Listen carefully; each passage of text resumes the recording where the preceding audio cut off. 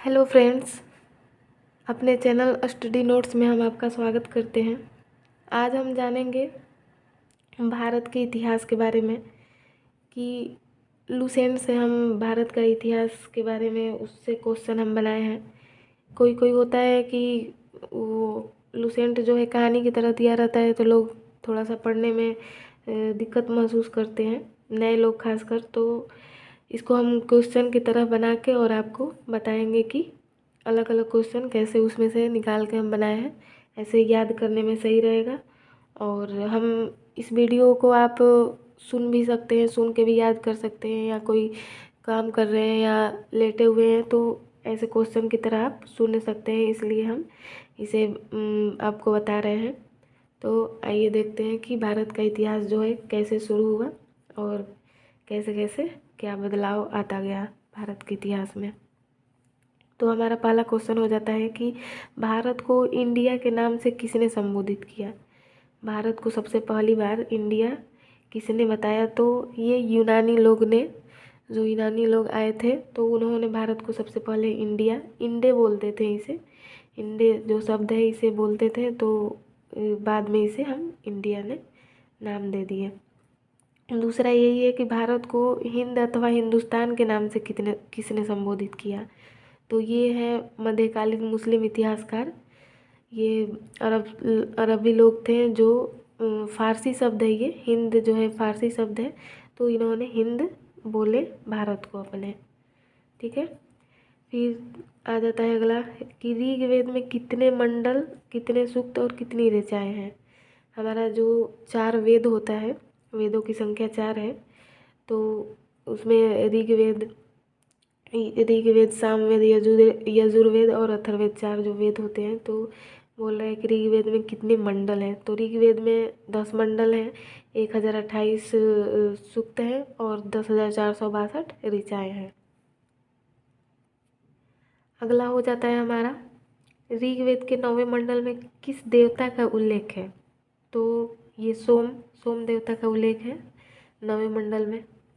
और उसी में हम देख लेते हैं कि 10वें मंडल में किसका है। तो 10वें मंडल में पुरुष सूक्त, जो 4 भागों में बांटे गए थे कि 4 भाग जो है कि पुरुष सूक्त को सबसे बड़ा जो है ब्राह्मण, उसके बाद क्षत्रिय, ऐसे वैश्य, शूद्र 4 भागों में हम विभाजित उस समय किया गया था। तो वो 10वें मंडल में इसका उल्लेख है और 9वें मंडल में बोल देगा तो सोम देवता का उल्लेख है।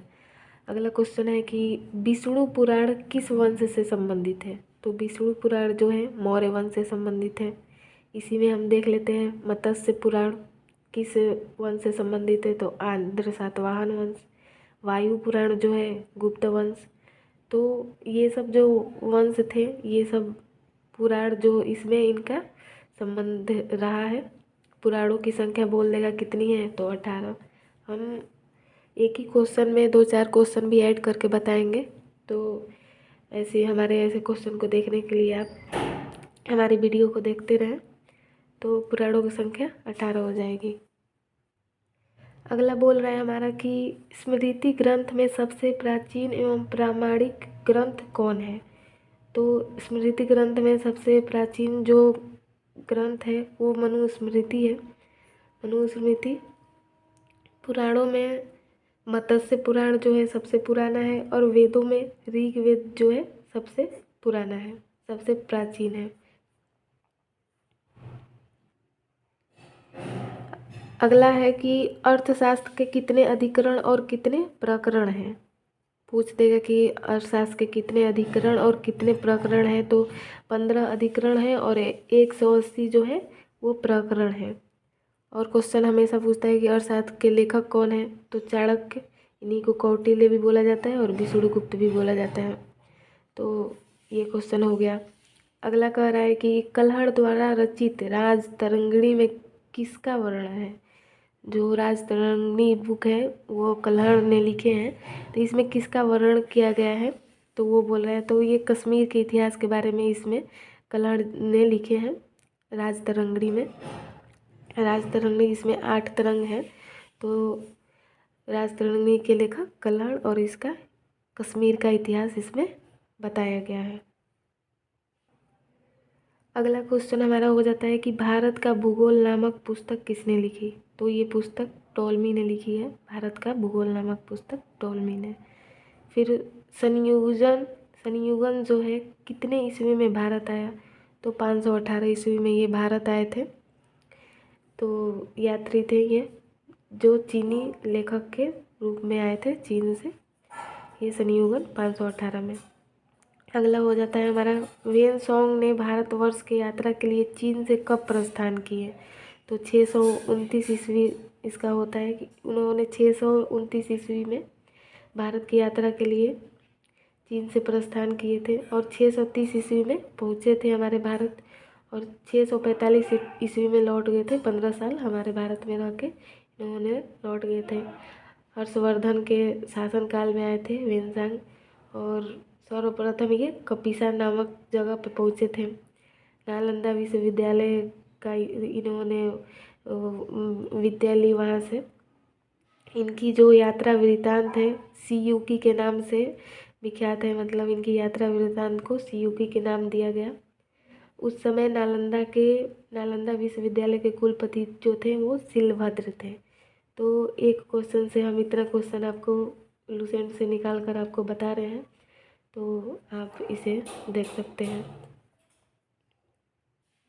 अगला हमारा क्वेश्चन है, सबसे प्राचीन धर्म ग्रंथ। तो ये वेद है। सबसे प्राचीन जो धर्म ग्रंथ है वेद। इसके रचयिता जो है महर्षि कृष्णद्वैपायन। संकलनकर्ता भी इन्हें ही कहते हैं। वेद व्यास इनका नाम है। और जो चारों वेद हैं उन वेदों को संहिता कहा जाता है। हमारा अगला क्वेश्चन है, किताब उल हिंद या तहकीके हिंद किसकी कृति है। तहकीके हिंद का मतलब भारत की खोज, हिंदी में इसका हुआ। तो ये किसकी कृति है, अलबरूनी की। अलबरूनी जो है अरबी लेखक था, महमूद गजनवी के साथ भारत आया था। इसकी कृति है किताब उल हिंद। रिहला किसकी कृति है। तो रिहला जो है इब्न बतूता की कृति है। जब यह 1333 ईस्वी में दिल्ली पहुंचा तो इसकी विद्वता से प्रभावित होकर दिल्ली का काजी या न्यायाधीश इसे नियुक्त किया गया, इब्न बतूता को। हमारा अगला क्वेश्चन हो जाता है, गद्य और पद दोनों में पाया जाने वाला वेद कौन सा है। तो गद्य और पद में पाया जाने वाला जो वेद है यजुर्वेद है। यज्ञ से संबंधित ये वेद है यजुर्वेद। संगीत से संबंधित वेद कौन है। तो सामवेद हो जाता है जो संगीत से संबंधित वेद है। साम का अर्थ गान होता है। अब बोल रहा है कि वह वेद कौन सा है जिसमें मानव जीवन की सभी पक्ष का विवरण मिलता है। तो वो वेद है अथर्ववेद। अथर्ववेद जो है मानव जीवन में जो जो घटनाएं होती है जन्म से लेके मरण तक सब चीज़ का उसमें मिलता है विवरण। जैसे कि जादू टोना, अंधविश्वास, गृह, कृषि, विवाह, चुनाव, ये सब का विवरण जो है अथर्ववेद में मिलता है। पुराणों के रचयिता कौन है। पुराणों के रचयिता लोमहर्ष और उनके पुत्र जो हैं उग्रश्रवा। उनके पुत्र उग्रश्रवा जो है दोनों ने मिलकर पुराण के रचना किए हैं। पुराणों की संख्या हमारा 18 हो जाएगा। वेदांग की संख्या जो होती है 6 होती है। वेद 4 होते हैं, वेदांग 6 होती है, और पुराण हमारे 18 होते हैं।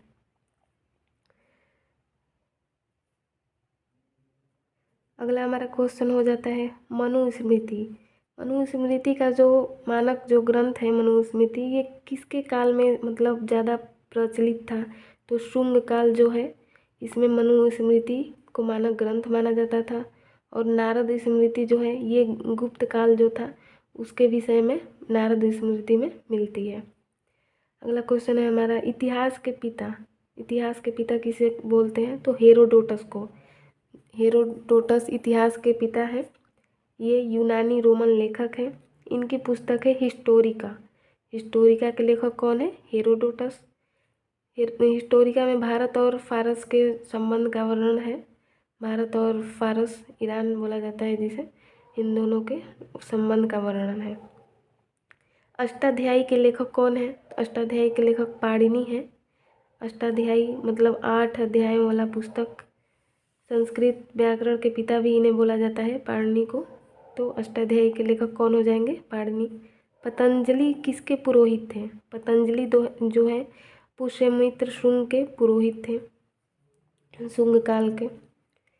मेगास्थनीज किसके राज दरबार में आया था? मेगास्थनीज जो भारत आया था वो किसके राज दरबार में आया था? तो इसका आंसर हो जाएगा चंद्रगुप्त मौर्य। चंद्रगुप्त मौर्य के शासनकाल में मेगास्थनीज आया था। इसकी पुस्तक इंडिका है। इन्होंने इंडिका नामक पुस्तक लिखी है। मेगास्थनीज जो है मौर्य काल से संबंधित है, मौर्य काल में आए थे, तो ये उनके बारे में, मौर्य काल के बारे में इन्होंने अपने पुस्तक इंडिका में लिखा हुआ है। भारत के भूगोल नामक पुस्तक किसने लिखी? टॉलमी ने लिखी। और एक पुस्तक हो जाता है नेचुरल हिस्ट्री, इसके लेखक कौन है? तो प्लिनी। इन्होंने नेचुरल हिस्ट्री में पेड़ पौधे खनिज के बारे में अपने पुस्तक में लिखे हैं, नेचुरल हिस्ट्री में। ये दोनों बुक हमेशा एग्जाम्स में आते रहते हैं, तो इसे याद करें। अगला क्वेश्चन है हमारा, सर्वप्रथम भारतवर्ष का जिक्र किस अभिलेख में मिलता है? जो अभिलेख पहले मिले हैं उन अभिलेखों में भारतवर्ष का जिक्र जो है किस अभिलेख मिलता है? तो हाथी गुम्फा अभिलेख मिलता है।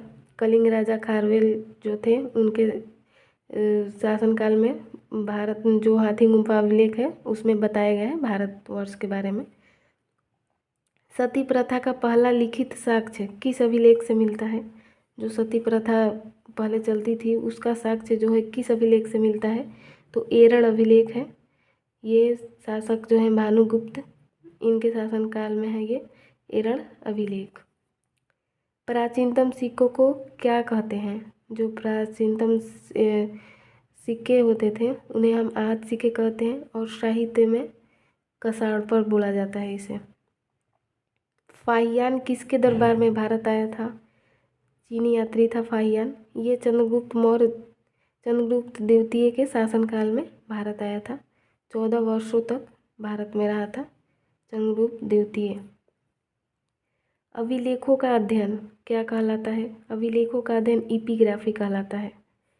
उत्तर भारत के मंदिरों की कला शैली क्या है? तो नागर शैली। और यही बोल देगा दक्षिण भारत की मंदिरों की कला शैली क्या है? तो द्रविड़ शैली। और जो दोनों से मिश्रित होकर बनेगी जो, उसे हम बेसर शैली बोलते हैं।